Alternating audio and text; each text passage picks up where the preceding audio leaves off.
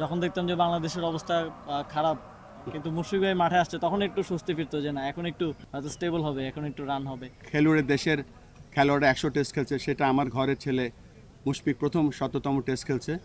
এটা আমরা এক সিরিজে 1 টেস্টে এগিয়ে আছি। এই টেস্টটা আমাদের জন্য গুরুত্বপূর্ণ টু উইন দ্য সিরিজ।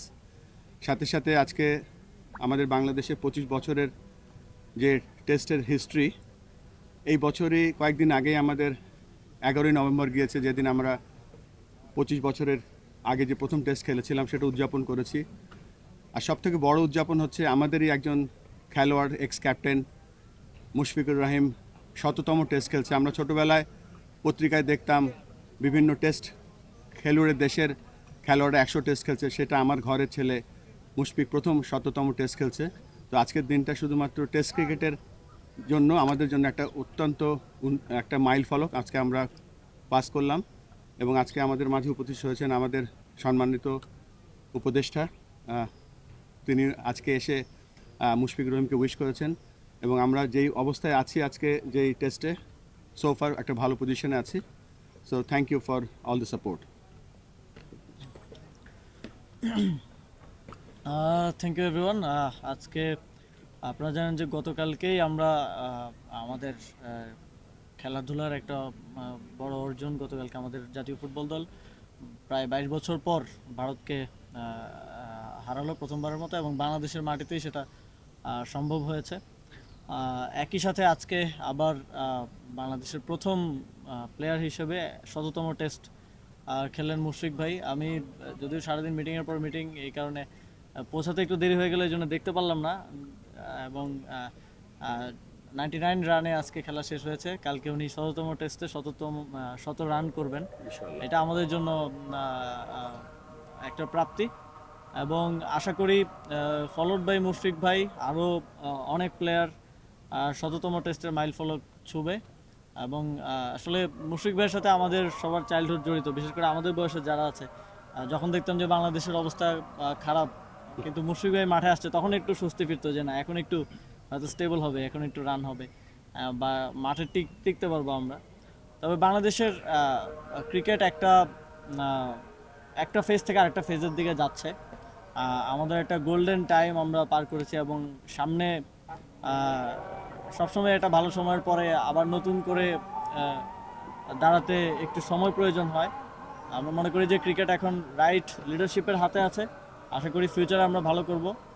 আমরা ফুটবলে ভালো করছি, আমরা অন্যান্য স্পোর্টসেও ভালো করছি, এবং আশা করি যে বাংলাদেশ স্পোর্টসের দিক থেকে পৃথিবীকে একসময় লিড করবে। এবং আমাদের এই অর্জনগুলো আমাদেরকেও অনুপ্রেরণা দিবে, বাংলাদেশের মানুষকেও অনুপ্রেরণা দিবে স্পোর্টসকে সাপোর্ট করতে। Thank you.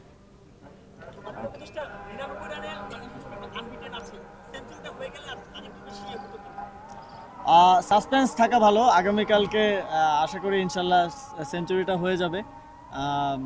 এবং 100তম টেস্টে মুশফিক ভাই 100 রান করার মাধ্যমে বোঝা যাচ্ছে যে ওনার মধ্যে এখনও খেলা বাকি আছে, এবং এটা 100তম টেস্টেই থামবে না, এটা সামনের দিকে আরও আগাবে।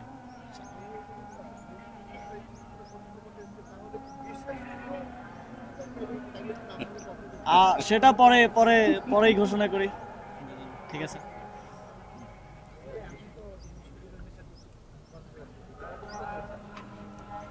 না, কথা হচ্ছিল, বলছিলাম এটাই যে আপনি যখন মাঠে নামতেন তখন আমাদের মনে হতো যে এখন একটু বাংলাদেশ বোধহয় ভালো করবে। এই জন্যই তো এই নামটা দর্শকদের পক্ষ থেকে বা ফ্যানদের পক্ষ থেকে যে মিস্টার ডিপেন্ডেবল, তো আমরা ডিপেন্ড করতাম, এটাই ওনার সাথে আলোচনা করছিলাম আর কি এই বিষয়ে।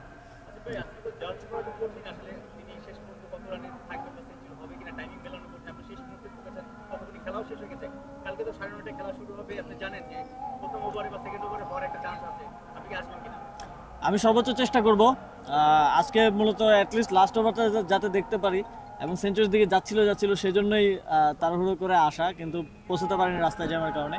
বাট আমি চেষ্টা করবো ইনশাল্লাহ মুশফিক ভাইয়ের সেঞ্চুরিটা দেখার। Thank you everyone.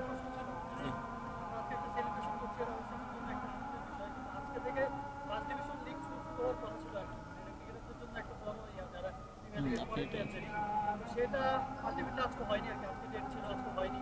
এটা হওয়ার ব্যাপারে আপনারা কি নিয়েছেন বা এটা আসলে সম্পর্কে না, আমরা আলোচনা করছি এবং যাতে খেলাটা হয় সেই ব্যবস্থা করছি। তো আমরা কতদিনের মধ্যে সমাধান হতে পারে? যেহেতু আম- আজকে ডেট ছিল যে আমরা সিসিডিএম এর সাথে বসে সিদ্ধান্ত নেব। Thank you everyone.